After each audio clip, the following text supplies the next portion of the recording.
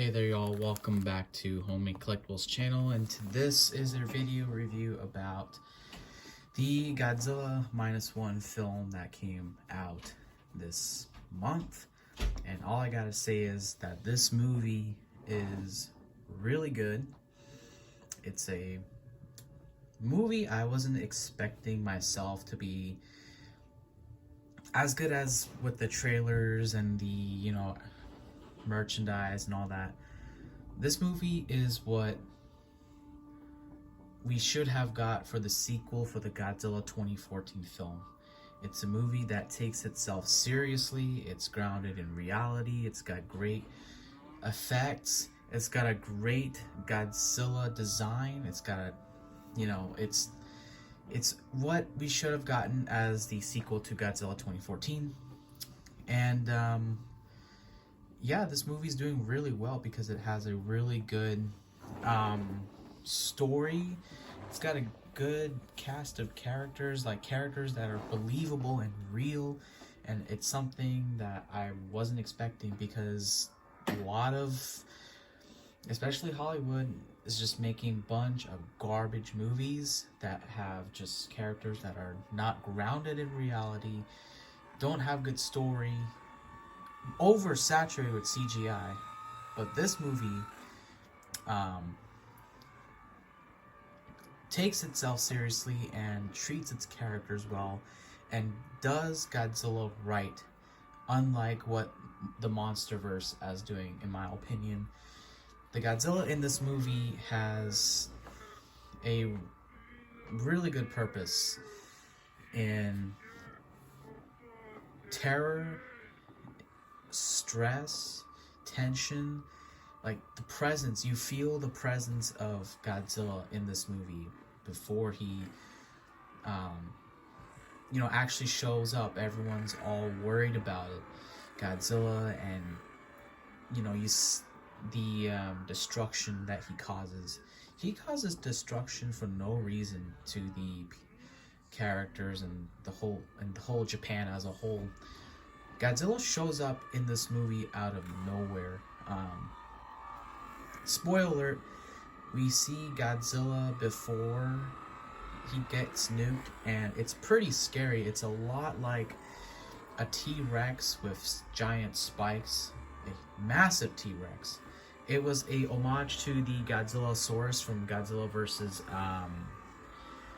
King Ghidorah 1991, and in this movie you can definitely see some inspiration from the other Godzilla movies. Godzilla, the original one, of course, Godzilla versus King Ghidorah, 1991 with Godzillasaurus. You have GMK, when Godzilla blows his atomic breath, it creates a mushroom cloud just like that. And the fact that Godzilla is pure just destruction and mayhem for no reason. Yeah, it's honestly what we should have got. It does have a Godzilla 2014 vibe as well. They don't show Godzilla as much as you think in this film, and that was a complaint a lot of people had with the Godzilla 2014 film. Oh, they didn't show him enough. They didn't show him enough here either, but people like this movie, It's because this movie is has really good characters. Now, the characters in Godzilla -1 are, they developed them pretty well, and that's why you care about the characters, because the director knows how to. The director of this movie knew how to make you care about the characters. Now, I don't know much about the director. I'm not like a film fanatic or whatever. I like movies, but yeah, just like in Godzilla 2014, where, Godzilla has a presence.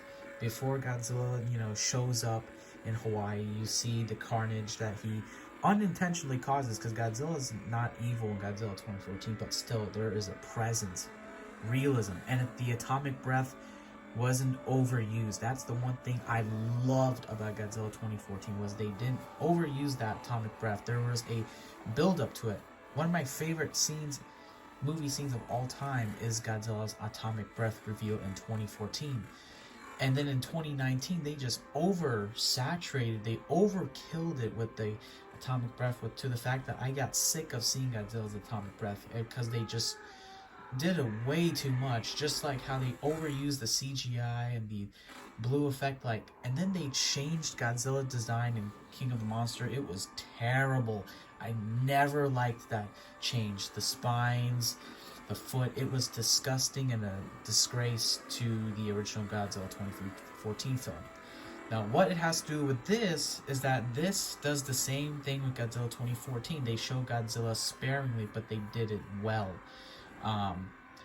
There's a lot of similarities with this movie with a lot of other movies besides Godzilla and Jurassic Park. Jaws especially, we see more of Godzilla in the water than we do in land in this movie, because it has a lot of Jaws inspiration to it. There's a lot of inspiration with Jaws in this film. It was a movie I wasn't expecting to be pretty good, but I was watching this movie with some other people I knew. One of them said that this movie, asked them, what'd you think about this movie? She said Godzilla was pretty scary, and that's something we don't see a lot in, Godzilla movies, is making him terrified. And one of the so like I was saying with the atomic breath before, I think that they overused it a lot in King of the Monsters and the Monsterverse, where I got sick of it. But here, the atomic breath scene was just done and executed well. It was a build-up. They built up to it, as you can see right now. It's not like they overused it. They used it sparingly, but it had an impact. Whenever Godzilla shoots his atomic breath, it creates a giant mushroom cloud, and it's basically a bomb dropped. And then the wind carries everything away. We see the main characters. One of them sacrifices herself for him to live, and it turns out she is alive at the end, but she has been hospitalized and all that. But yeah, the acting was pretty good. I don't know much about the actors here, but overall, as someone who I've heard stuff about how good this movie was, so it got me interested. I wasn't really interested in seeing this movie, honestly, because movies in general were kind of in a shit show. I just honestly didn't care. But I hope Toho continues to make movies like this. And now that I've seen the trailer for Godzilla X Kong, I'm kind of less excited about that, because I know it's going to be just a CGI fest, nonsense characters. I just hope that Godzilla X Kong, they put some effort into it. They put some effort into the effects or the characters a little bit, because this movie, I hope, does so well that it wakes up Hollywood, because this is the kind of movies we don't get anymore. There are some things about this movie, Godzilla Minus One, it's not perfect. Honestly, the beginning, Godzilla shows up in this movie less than 4 minutes as the movie starts, and I think it kind of just felt, for me, it felt rushed. I think it should have been a little slow build up, with the main character landing on Odo Island, I think is it, and then Godzilla just shows up. He just shows up and kills a bunch of these technicians for his plane. There's a pretty good the main character, I don't know his name, but he's really good.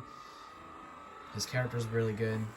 But yeah, overall, we're almost reaching 10 minutes. Out of 10, I give this movie an 8. It's a good movie.